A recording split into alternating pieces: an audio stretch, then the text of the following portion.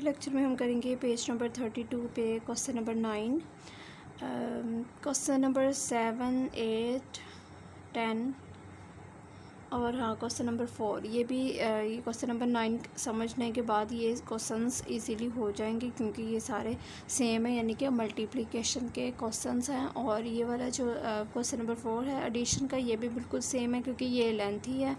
और जब ये वाले हो जाएंगे यानी ब्रैकेट्स वाले हैं ना, तो ये भी, और तब जब ये हो जाएंगे तो फिर ये इजीली सोल्व हो जाएगा। अगर क्वेश्चन नंबर 9 स्टार्ट करते हैं।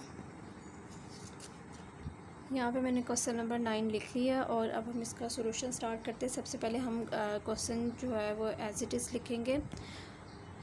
इस क्वेश्चन के 2 साइड्स हैं, यानी कि एक राइट हैंड साइड और एक लेफ़्ट हैंड साइड। और हमने देखना है कि ये दोनों साइड्स जो हैं ये हमारे पास इक्वल आती हैं या नहीं, तो इनको सोल्व करना है। और सोल्व करने का तरीका ये है कि हमने सबसे पहले ब्रैकेट्स को सोल्व करना है, यानी पहले जो ब्रैकेट के अंदर नंबर्स हैं उनको सोल्व करना है और उसके बाद जो आंसर आएगा उसको फिर ब्रैकेट से जो बाहर है उसके साथ मल्टीप्लाई करना है। यानी कि हमारे पास यहाँ पर -5/8 मल्टीप्लाई बाय 4/15 है। पहले हमने इसको सोल्व करना है, जो आंसर आ जाएगा यानी इस ब्रैकेट का जो आंसर आएगा उसको हमने -3/4 से मल्टीप्लाई करना है। बिल्कुल इसी तरह हम ये राइट साइड पे करें भी, बिल्कुल इसी तरह हम राइट साइड पे भी करेंगे। तो चलिए अब स्टार्ट करते हैं। अब यहाँ पर मल्टीप्लाई है तो हमने सिंपल इनको मल्टीप्लाई करना है। तो देखते हैं, ये हमने सिंपल ये -4 मल्टीप्लाई बाय 4 और 8 मल्टीप्लाई बाय 15 इसी तरह लिख दिया। और मल्टीप्लाई -3/4 ये बिल्कुल ऐसे ही आ गया। इसी तरह हम राइट साइड पे भी करेंगे। तो ये हमने राइट साइड पे भी कर लिया। अब हम इनकी यानी कि सिंपल टेबल पढ़ेंगे और इनको लिखेंगे। जैसे 5 4 20, तो ये -7 में तो ये -20। इसी तरह 15 8 120, तो ये भी यहाँ पर लिख लेंगे। मल्टीप्लाई -3/4 ऐसे ही आ जाएगा। इसी तरह हम इसके राइट साइड पे भी करेंगे। ये हमने राइट साइड पे भी इस तरह कर लिया। अब देखिए, अब हमारी ब्रैकेट सोल्व हो गई हैं। अब ये 2 रह गए हैं। इसी तरह से यहाँ पर ये 2 रह गए हैं। अब हम इनकी सिंपल कटिंग करेंगे। जैसे 20 और 120 जहाँ जिस टेबल पे जाते हैं तो हम इनकी कटिंग कर लेंगे। -20 और 120 यानी 21 20 रफली मैं यहाँ पे वो कट कर रही हूँ। और 26 120, तो यहाँ पर हम इस तरह लिख लेंगे -1/6 मल्टीप्लाई बाय -3/4। ये कटिंग नहीं होते तो ये ऐसे ही आ जाएंगे। सेम इसी तरह हम इस साइड पे भी करेंगे। -5/8 ऐसे ही आ जाएगा। और ये 12/60, ये भी 12 1 12 और 12 5 60, तो ये भी आ जाएगा यहाँ पर -1/5।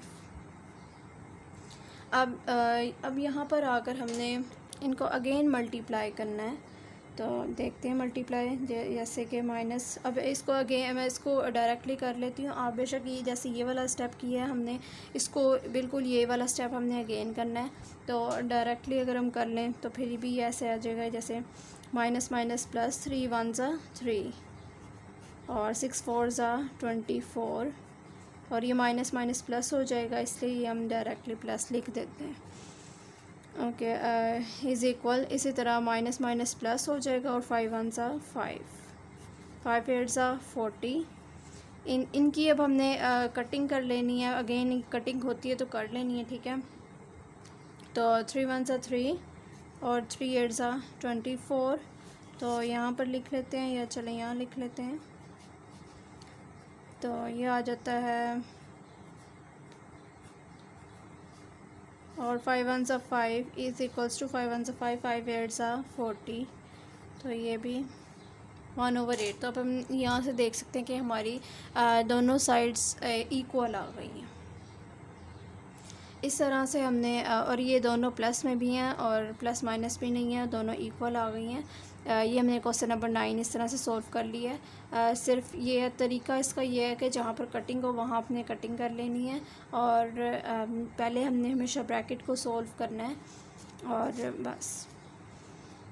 क्वेश्चन नंबर 9 हो गया। तो बाकी जो पार्ट्स मैंने बताए थे ये वाले आप ट्राई करें, क्योंकि ये सारे इसी क्वेश्चन को अगर आप अच्छे से समझ लेंगे तो बाकी सारे पार्ट्स इसमें कवर हो जाएंगे। यहाँ पे मल्टीप्लाई तो 4/15/3/8, तो यहाँ पर भी हमने सिंपल मल्टीप्लाई करना और कुछ भी नहीं है। जैसे यहाँ पर एंड था तो हमने एडिशन और सब्ट्रैक्शन का देखा था, तो यहाँ पर मल्टीप्लाई में आ जाएगा।